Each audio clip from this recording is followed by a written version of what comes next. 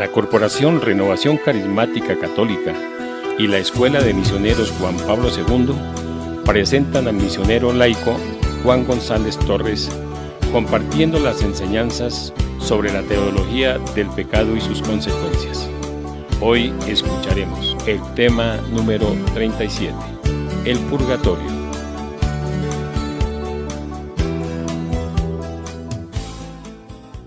Queridos hermanos, queridas hermanas, en la fe de nuestro Señor Jesucristo. Durante este tiempo hemos estado reflexionando sobre un tema muy importante, sobre el tema del pecado y sus consecuencias. Pero, al culminar este bloque de enseñanzas, estamos reflexionando sobre la vida y el destino de los hombres después de la muerte. En días pasados hablamos sobre el premio para los bienaventurados, el cielo. Hoy vamos a hablar sobre un tema muy importante, el purgatorio. Y quiero empezar con las palabras de nuestro Señor Jesucristo, que reconoce la existencia del purgatorio. Evangelio de San Mateo, capítulo 12, verso 31, dice el Señor: por eso os digo, todo pecado y blasfemia se perdonará a los hombres, pero la blasfemia contra el Espíritu Santo no será perdonada. Y al que diga una palabra contra el Hijo del Hombre, se le perdonará. Pero al que la diga contra el Espíritu Santo, no se le perdonará ni en este mundo ni en el otro. Esta es la realidad bíblica, la realidad escriturística de la existencia del purgatorio confirmada por Jesucristo. ¿Qué es el purgatorio? Es el lugar donde se purifica el alma del que muere en gracia, pero sin haber satisfecho toda la pena debida por el pecado. Van a él las almas que mueren en estado de gracia, pero con culpas veniales o con culpas temporales todavía no expiadas completamente. Las almas del purgatorio están seguras de su salvación. Claro que sí, pero están fuera del estado de mérito. Son aliviadas con los sufragios, satisfacciones y limosnas de los vivos. La Iglesia llama purgatorio a esta purificación final de los elegidos, que es completamente distinta del castigo de los condenados. La Iglesia ha formulado la doctrina de la fe relativa al purgatorio, sobre todo en los concilios de Florencia, en el numeral 1304, y en el concilio de Trento, numeral 1820 y 1580. La tradición de la Iglesia, haciendo referencia a ciertos textos de la Escritura, por ejemplo, Primera de Corintios 3:15 y la primera carta de San Pedro, capítulo 1, verso 7, habla de un fuego purificador. Respecto a ciertas faltas ligeras, es necesario creer que antes del juicio existe un fuego purificador, según lo afirma aquel que es la verdad, al decir que si alguno ha pronunciado una blasfemia contra el Espíritu Santo, esto no se le perdonará ni en este siglo, ni en el futuro. En otra versión de la Escritura dice, ni en este mundo, ni en el otro. Mateo 12:31. En esta frase podemos entender que algunas faltas pueden ser perdonadas en este siglo, pero otras en el siglo futuro. Esto es lo que dice San Gregorio Magno.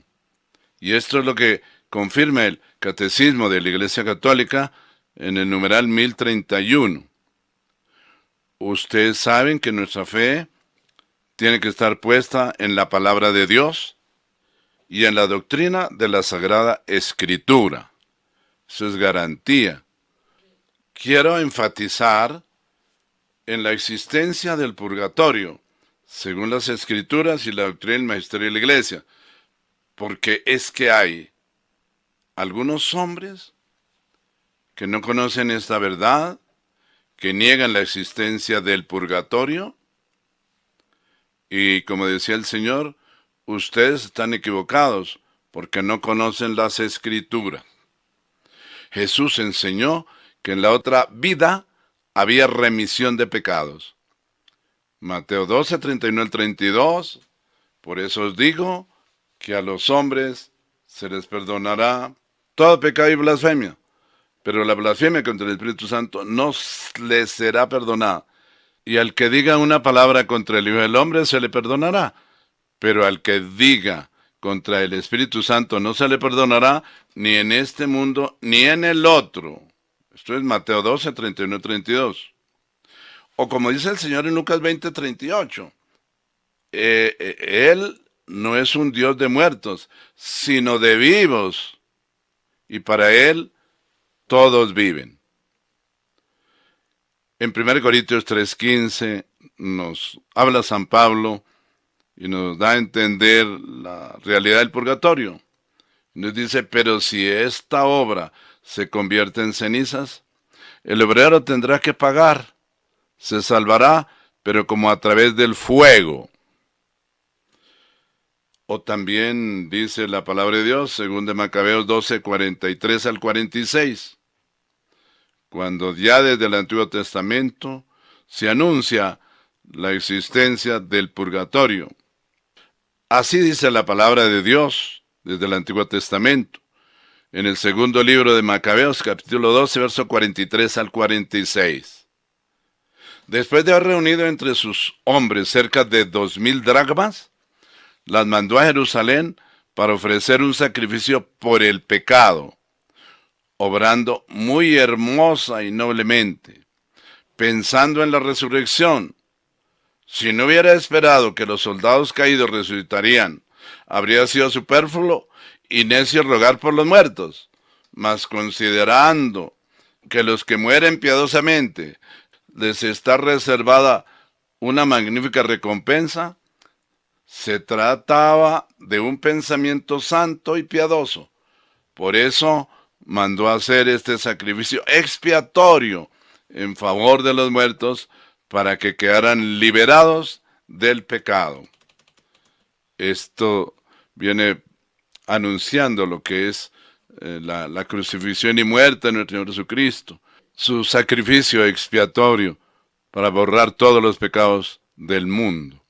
Por eso Jesucristo instituyó el sacramento de la Eucaristía del Jueves Santo, un día antes de su muerte, que es el sacrificio expiatorio que también se ofrece la Eucaristía, la Santa Misa, en favor de los muertos, para que quedaran liberados del pecado.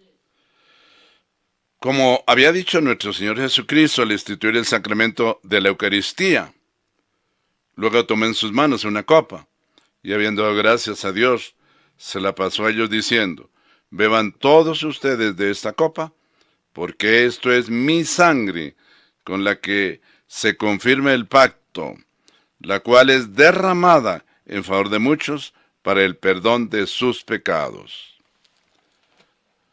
Hermanos, continuemos hablando de esta doctrina del purgatorio, la purificación final o el purgatorio. ¿Por qué pasar por el purgatorio? Porque la palabra de Dios en la carta a los Hebreos dice así, Hebreos 12:14, procuren estar en paz con todos y lleven una vida santa, pues sin la santidad nadie podrá ver al Señor. Por eso hablamos de la purificación final o el purgatorio.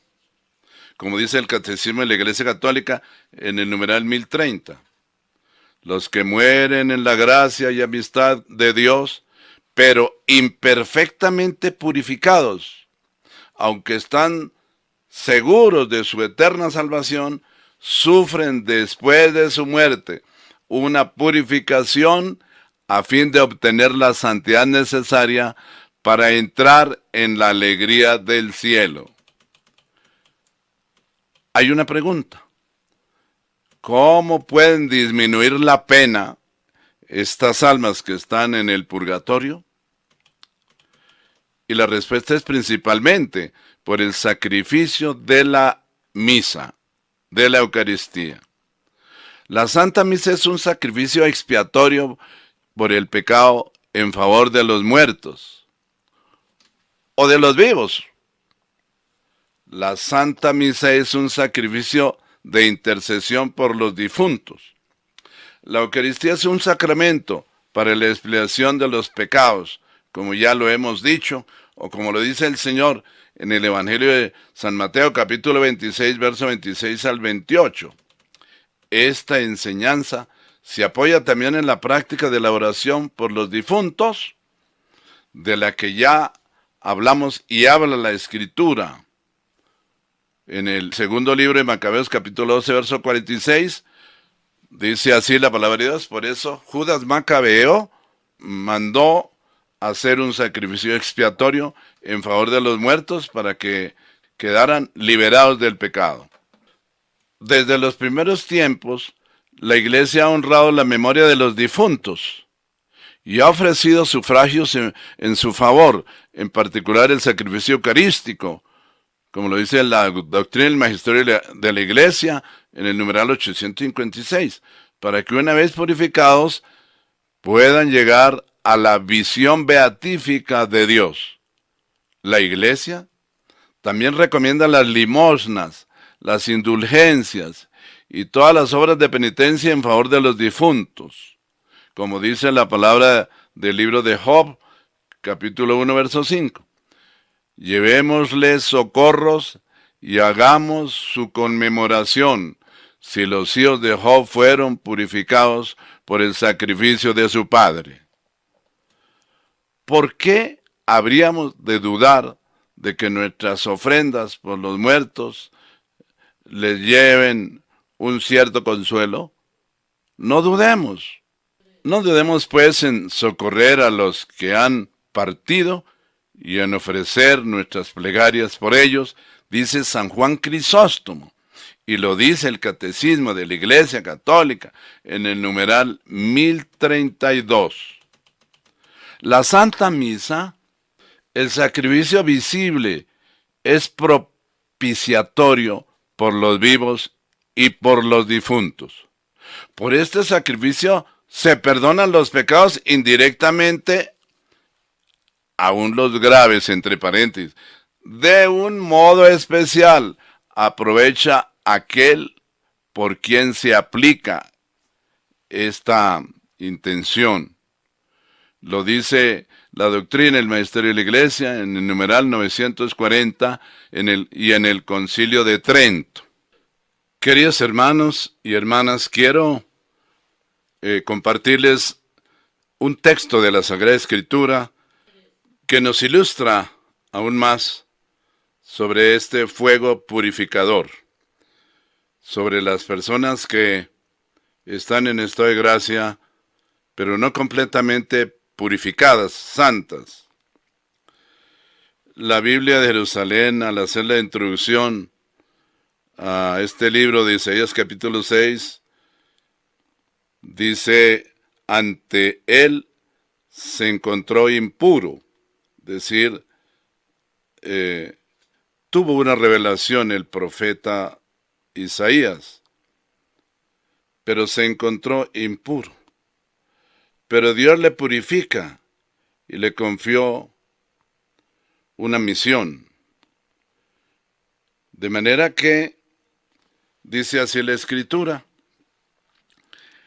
el año 6 de la muerte del rey Osías, vi al Señor sentado en un trono excelso y elevado, y sus alas llenaban el templo.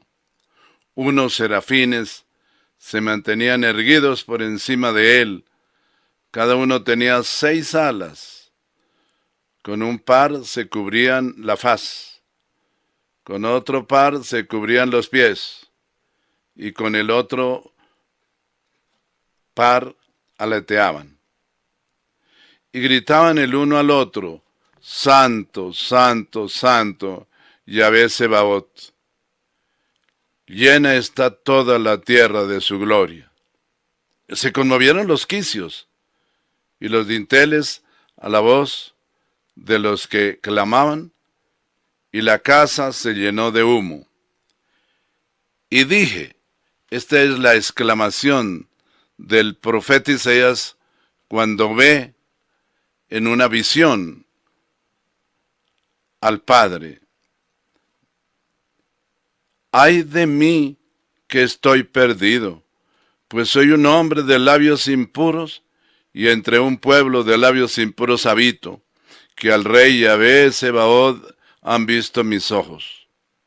Entonces voló hacia mí uno de los serafines, con una brasa en la mano, que con las tenazas habían tomado de sobre el altar, y tocó mi boca, y dijo: he aquí que esto ha tocado tus labios, se ha retirado tu culpa, tu pecado está expiado.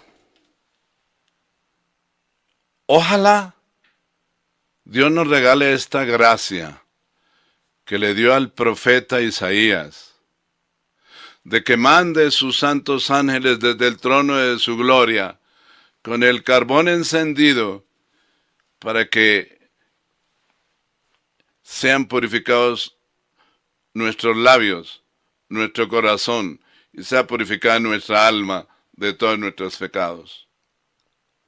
Orémosle mucho a Dios, pidámosle a Dios con humildad y fe que nos conceda la gracia de ser purificados de todos nuestros pecados antes de nuestra muerte, nos conceda el don de la gracia y de la santidad, y que así al morir podamos exclamar estas palabras como exclamó Jesús antes de su muerte. Dijo: Padre, yo te he glorificado aquí en el mundo y he terminado lo que me mandaste a hacer. Ahora dame la misma gloria que yo tenía contigo desde antes de la fundación del mundo. Padre, en tus manos encomiendo mi espíritu. El Señor los bendiga y nos conceda la gracia y la salvación eterna. Amén.